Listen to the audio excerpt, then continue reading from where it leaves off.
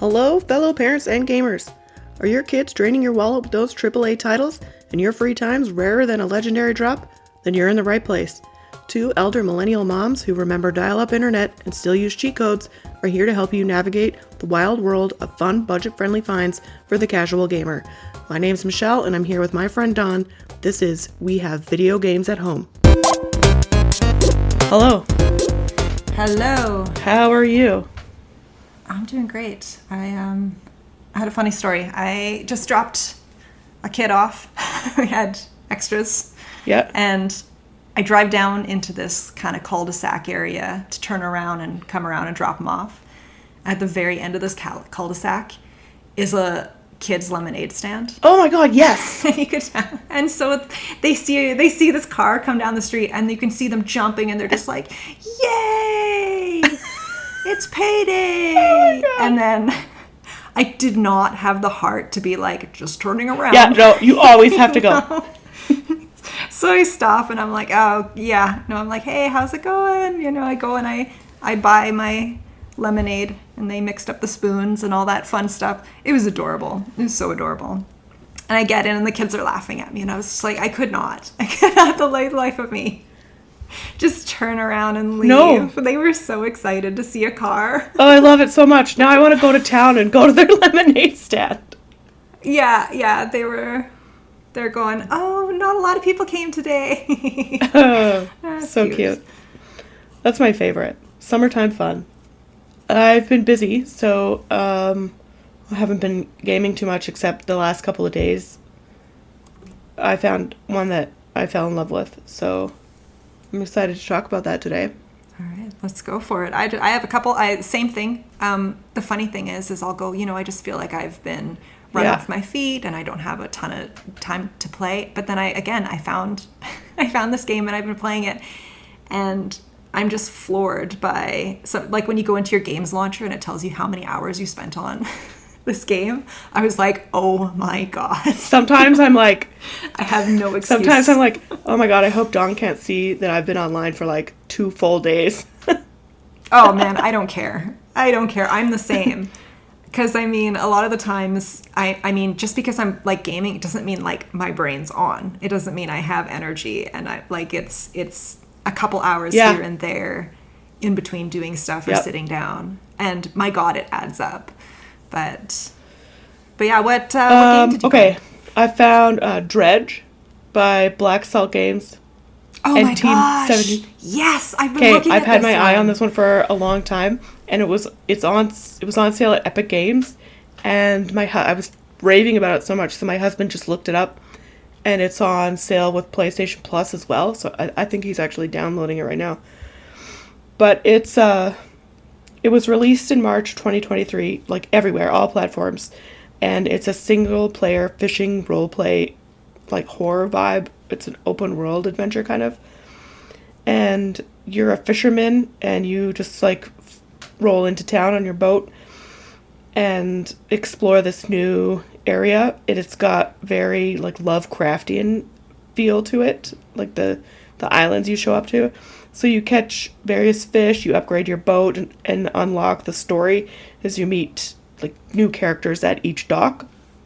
Graphics are exceptional, with every new island having a different theme. Like one is dark and red, like a deserty sunset kind of feel, and one is like beautiful tropical with like glowing fish at night.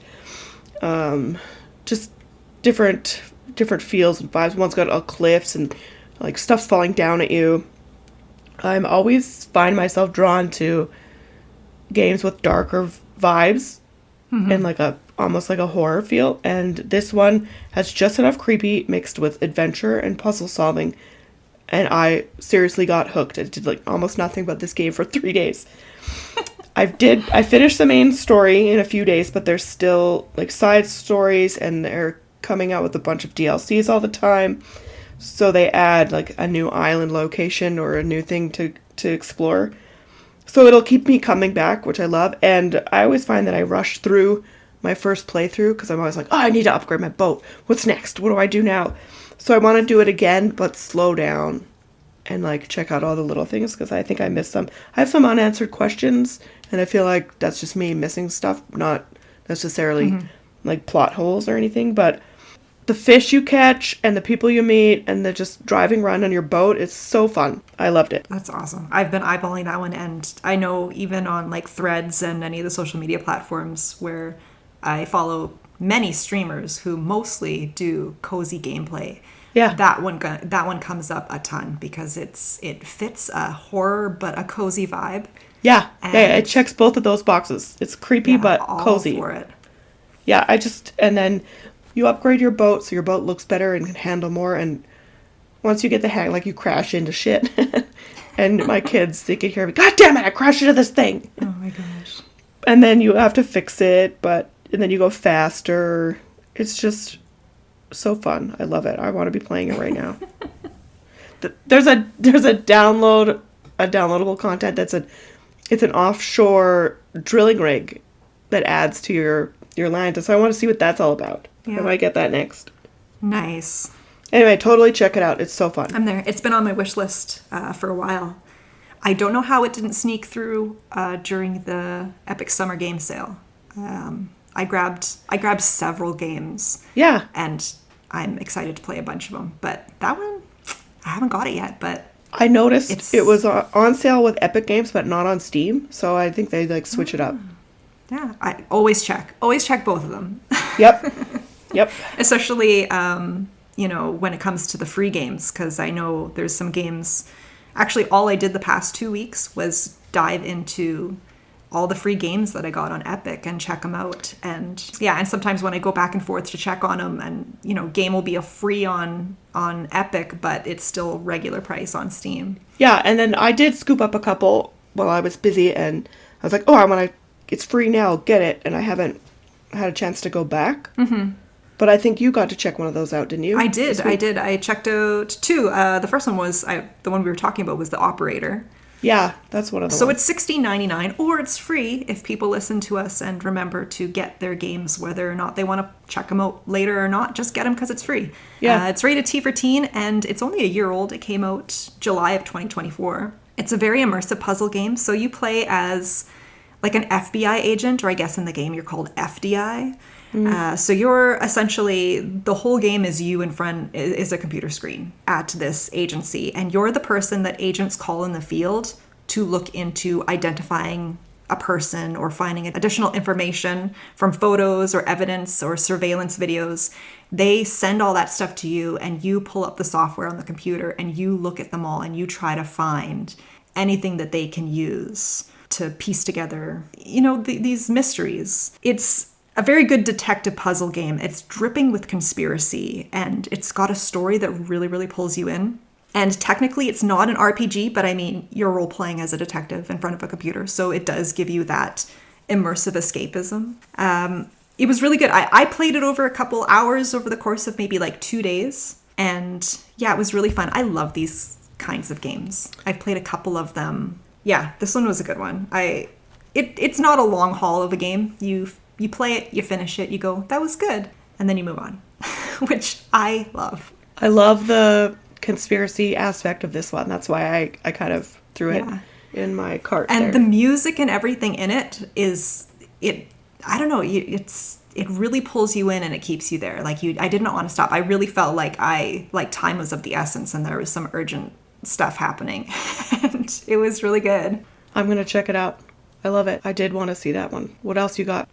And then the other game I picked up, I think this was last week on Epic Games. And this one, oh man, this is one I've been kind of looking at, but was hemming and hawing about. I love dungeon crawler deck builders. Mm-hmm. There is not a single one that I have played that I didn't enjoy. And so the one last week was Backpack Hero, and it was free on Epic. It's actually still for sale now on Steam, actually, and it's got a relatively really great price. I think it's like $12.99 or something. So it's developed by Pretty Soon and Indie Arc. It takes a dungeon crawler deck building turn-based experience and combines it with the puzzle of inventory management. Ooh.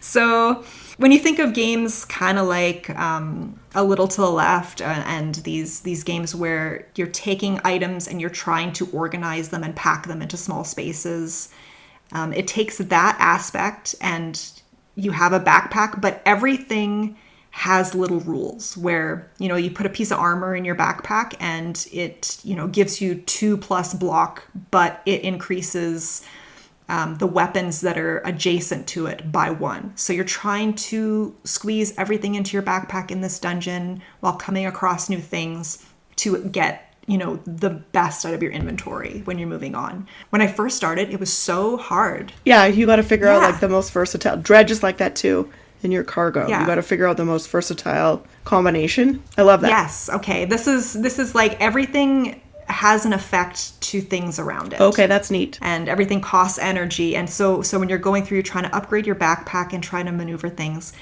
And it was really hard at first, but when I got the hang of it, I was like, this is so good. And then they go ahead and throw different characters into it. And characters have different backpacks. And then they have different campaigns and they throw curveballs at you where, okay, now you're walking through the dungeon and you have to carry a candle with you at all times in your backpack. But at the end of every combat, the candle will burn anything that's touching it. And you also cannot put the candle in the same place it's ever been before. And so oh my God. So puzzly and it is hard. It's very pixelated as well. So it like the visual of it is, you'd have to be really into like a pixelated dungeon crawler adventure. And as you get stuff through the dungeon and you bring back little artifacts, you use them to upgrade this town. And the town is, it's even more pixelated. But as you work on it and you build up your town, it is very incredibly addictive because your town allows you to research new items that you can find in the dungeon and unlock new areas of the dungeon. And I got this game for free and I was wondering how many hours I spent on it, and it was 37 hours. This freaking mouse with a backpack in the dungeon. I was like, what? For somebody who's like, just who has the time? Right. I'm like, what have you done? I just looked it up on Steam. It looks very cute. It is very, very cute. And I grabbed it and I thought, let's check it out. I had no idea what I was in for. I spent so much time. And I no regrets. Like, I love it. Love it. Do you ever get in like a slump where you're like, I hate all my games. I don't want to play any of these games. They all suck. And then you just like can't find one that you connect with? Does that ever happen? Often, yeah. Yeah, that's how I was. Often. I was in that like state and then I found Dredge. I feel like that's how you were when you found the backpack hero. So yeah, it's funny. I was like, we're back in We're back in business. Get out of the way, life. Who's got time for that? Important stuff to be done. Yeah, it was great. There's a couple games that, I thought was really great too is that I did check it out on Steam before I wrote this for the podcast, just to see like, are other people as addicted? Like, is it just me? And really, really positive reviews. Like, it's not just me. People were like, oh my gosh, the amount of time I put into this. I like that. Yeah, really, really good. Awesome. I was dabbling a little bit more. I feel like last time we talked, I gave Sunhaven too much hate. So I've been dabbling a little bit more at it, and I'm getting more into it. It still gives me like every once in a while I'm like, ugh, this is a Stardew Valley thing. But it has a lot more whimsy and like fantasy. Mm-hmm. So that's fun. I'm getting into it. I love that. I love that you weren't just like, get out of here. No, I gave it another try and I'm getting into it. It's fun. Still a little like a lot of similarities to Stardew Valley, but it's still Do you fun. find yourself switching back and forth between Stardew and this game? Or have you been like I'm kind of on the Sunhaven? Yeah, I kind of got a little bit, I got married in Stardew and now I'm like, I don't want to. So I switched over to Sunhaven, which is like a new fresh start. And it's got like the whimsy and the feel that Stardew is kind of a little bit missing. Mm-hmm. So it keeps me, and then I'll get bored of it and I'll go back to Stardew. Maybe I'll restart, not get married this time. I married Shane, and then, which I thought was fine, but then their room attaches to your house. and he has the worst room with like muddy footprints all over it, and it's trashy, and I'm like, ew, get so out of here. Funny. Oh my gosh. I don't like it. Oh man, that's funny. Yeah, no, I've been grinding Stardew in between, just because I have goals. I have goals now. So now I have a child in Stardew Valley. That fucking cavern, the man. cavern. I'm trying to get to the cavern, but I'm not ready. I'm just not ready for it. So yeah, I'm married to Sam in the game, and he's like, do you think we should have a baby? And I was just like, yeah, sure. This is the most logical step for me. So now I have a baby. You don't have to do anything. Oh no. You just have a baby now. Oh. And like the day the baby was born, he's like, do you want to have another one? I was like, are you freaking kidding me? Let's see how this one goes. It's been a day. But yeah, it's cute. You have the ability to kind of like upgrade your... I don't know. And the nice thing about it is that you just don't know what's going to happen next, because I'm not watching other people playing it. I don't, and that's what I love about Stardew, is you just kind of fall into stuff and go, that was weird. That was interesting. I have a dinosaur now, actually, in Stardew Valley, and it's not a mod or anything. You can just have a dinosaur, and I have two. I was took me forever. I was like, what do I do with this egg? I know. Let's hatch it. Do you have void chickens? Yes. Yeah. And I've been kind of more and more leaning towards having only void chickens, just because I'm on such a money crunch now. Like, I have things that I want to do. So what I'm doing is I'm just trying to make as much money as possible in Stardew to invest back into my farm, so I can make more money in Stardew, so that I can start grinding some of these caves and caverns. So yeah, one thing I found that is really, really good is I have a shed now that's just full of winemaking stuff. My quarry, I got this from you actually from the last podcast, was I never thought of this. My quarry is just an ingot making machine. That's where all the stuff goes. Yeah, you put your furnaces there. I got a chest, which is nice, because they're also ugly, and I don't want them on my farm. True. Put a chest there, so that's where I store all my found gems or whatever. Yeah. And there's so much of it, and a lot of it I'm like, I don't even know what I need this for, but I have all of this stuff. And then the other thing that I did was I built a second barn, and I got mostly sheep and pigs in it. Okay. And then I put mostly I think they say that they're looms, but they look like spinning wheels. Oh yeah. So, and then I put spinning wheels and then oil making machines in there. Oh, so when I go in the morning, I get all the truffles and I turn them into oil, and it's like thousands of dollars right there. Yes. So yeah. And then so I've gotten to a point where I'm in the millions of dollars now. Ooh. So now I've been trying to build all the staircases to get down into Skull Cavern, because I'm not going in unless I can just laze it up. Yeah. And I've just been going to Robin and buying stones from her instead of going into the mine. So that's a good idea. Yeah, I'll take a couple hundred stones, because it's not that expensive when your farm is making millions, really, really good money every single day. I think I told you this like off air, but I tried that. I made a bunch of stairs, like 50 of them, and I thought, okay, I'll go, and every like second or third level, I'll use the stairs. And I still fucking died. And then I lost all my rocks, and now I don't have enough rocks to make more stairs. Yeah, awful. That's my biggest fear, that I'm going to be like, oh, while you were passed out, guess what? Somebody stole all your weapons and your staircases. Which one do you want back? No. I've worked so hard. I worked so hard. I'm going to do that, though. I'm going to grind for money then and buy my stuff from Robin. Mm-hmm. Screw it. I didn't even think of that. Yeah. And another thing that I've been doing is, ancient fruit. I don't know if you've come across those. Not yet, no. They're these like blue fruit that are worth a ton of money. And also these gem berries come from these ancient seeds, and they're like worth even more money. So I've just been planting and farming mostly those, and then whenever I get them, I put them in the seed. There's machines that take fruit and turn them into seeds again. Yeah. So I'm just constantly feeding the seed machines so that I can have nothing but all these super, super expensive fruit. Did you go into the tunnel by the bus? I've not figured out the tunnel thing, because I can't remember if I'd done all of that. I think I did. I think I did all of that. And then you click the thing, and then that guy says, bring me a rainbow shell. Did you do that? I think so. And then you put the rainbow shell in a box by the train tracks? Yeah. Okay, I have not seen a rainbow shell ever. Trying to think of where I'd seen them. I'm upset about it. I just got one the other day, but I can't remember how or where. I read that you can get them gifted to you at like one of the events, I think. Christmas maybe? I have a thing on the farm that you can breed slime. Yeah. Do you have one of these? Like a slime ranch? No, I don't, but I've seen them. So I got one of those and I didn't understand the purpose. I was like, what do the slime do? And then I kept killing them and getting more slime. And I was like, this is so stupid.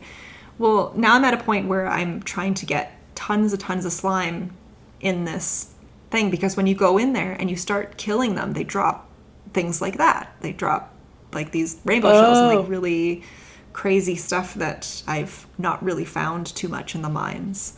That's a good way. Oh, neat. Okay. I'll check that out. Have you been on Phasmo? No, I've not, and I've tried to, but I would like to, but I kind of throw it out there and try to get people. Like, I think the thing with Phasmo is that now that they've had this update, you really have to play it with people. And trying to line up the time that I have with other people has been a little bit more difficult. Yeah, and now that my son has played with you before, he's always like, Is Dawn there? Can Dawn play Phasmo? I want to play with Dawn. And I'm like, dude, she has a family. It's like supper time. Chill out. I would love to play.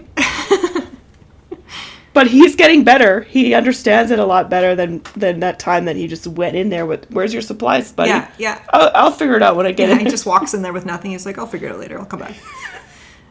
That's Yeah. so funny. Yeah, I think that a couple updates occurred after the Chronicle update as well to kind of fix some issues. And I'm not entirely sure what they are yet because I haven't been on. Yeah, I was like a week or so, I think I was doing it after the update. And then I heard a Horror 2.0 update is coming. Oh, sweet. I don't know when. I'm so excited. Yeah, and it's going to add a bunch more stuff. I don't even really know. But people are really excited about it. Oh, I am too. I really like Phasmo. I find that online gaming with a mic and everything is, especially when you have a family and you've got other stuff going on, it's hard to make time for. Like even now, I'm not recording in my own house right now. Like it's summer. It's like always full of kids and animals and. Yeah, that's the thing. I was just going to say, you know how many times I have to get up to let an animal in or out while I'm gaming? Several. Yeah. Oh, and the laundry machine's going, and that's, background noise, and so got to pack up and leave. Or the dishwasher. Yeah. Or, my kid's playing VR in the other room and can't stop screaming. That too. I had a lot of that over here too. Yeah, same. It's easier to play with you because you already know. Oh yeah, like I don't care. Yeah. I'm sure most people don't care, but True. Social anxiety exists. Yep. Even when you can't see the person, the anxiety is still there. That's all I got this week. Still on the Epic Game Haul, I was looking at a free game that I guess is dropping today. As we're recording this won't go up today, so it probably dropped yesterday. A couple episodes ago, we were talking about city builders, where it's like, I want something like, Sim City, but not, and you got to get on something new. So the free game that should be dropping here right away is Sid Meier's Civilization Platinum Edition. I'm looking at it right now. It's free. It's originally like a $97 game, and it's free for, I'm assuming, the week. Usually Epic does that.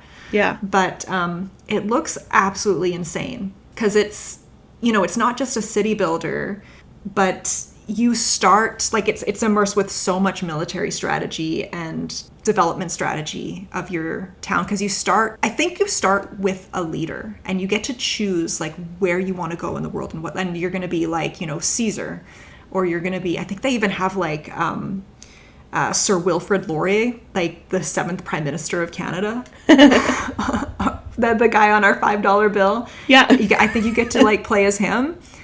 And so fun. you start where you're trying to expand your territory, and as you go through it, and you're not only just expanding your territory and building farms and going to war and doing the fun colonizer crap that it's like but you're also going through all the ages too. So you start off basically in the Stone Ages in some areas, and then you kind of keep upgrading to go through the Industrial Age, and then keep going until you're like to the Information Age, and it looks really, really kind of insane. Yeah, I'm looking at it, right, and the image is just like a Caesar kind of statue guy holding the world. And I would, just based on this image, I would skip right by it. I would not even think twice about looking at this. But now that you've explained it to me, I'm like, ooh, I might just put this in my It cart. might even just be like a little bit too in depth for me and the amount of strategy that's needed and the amount of time. Who knows? But it is free. It just kind of sounds like Risk meets SimCity. Yeah, kind of. And I'm also curious to see, like, if you can fail. You know, I do like the ability to fail at something. Like, if I be Sir Wilfrid Laurier and I'm trying to, work through diplomacy and upgrade Canada and, win over Alberta and Saskatchewan for the Confederation and fail at it, that would be interesting to see. So, And it does say it's, I don't know. It does say it's like $97.99 Yeah. free right now. I figure it's a good one to throw in the cart, get it today, and then later on in life, when a solar flare takes out the internet, you can be like, oh, what do we got? What do we got on the old computer box? It also says sale ends July 24th. Okay. Add to cart. Very good. Is it available for free right now? Yeah. Because as of this morning, it wasn't up yet. Oh yeah, it's free right now. Nice. Okay. Developed in 2020, so or released in 2020. So it's a couple years old, but like I said, if I saw this picture and I would be like, nope, that's not for me, but it is. And I guess so the Platinum Edition, I'm not entirely sure what's in it compared to other ones. My assumption is that you're going to get that base game, and then you also have these like climate crisis and all of this stuff in there that's kind of added, like DLC type stuff. So Yep, it says, that's what it says. Viking Scenario Pack, Poland Civilization Pack, Australia, Persia, Nice. Nubia, a bunch of different extra packs. And I think that when you're going through and you're picking your leader to begin with, that is very important in what you want to do with the game. Like, I mean, if you're thinking of being like an aggressive, if you're going to expand your area aggressively through military force, then you're probably going to pick, like, I think Caesar was more like that. Like, yeah.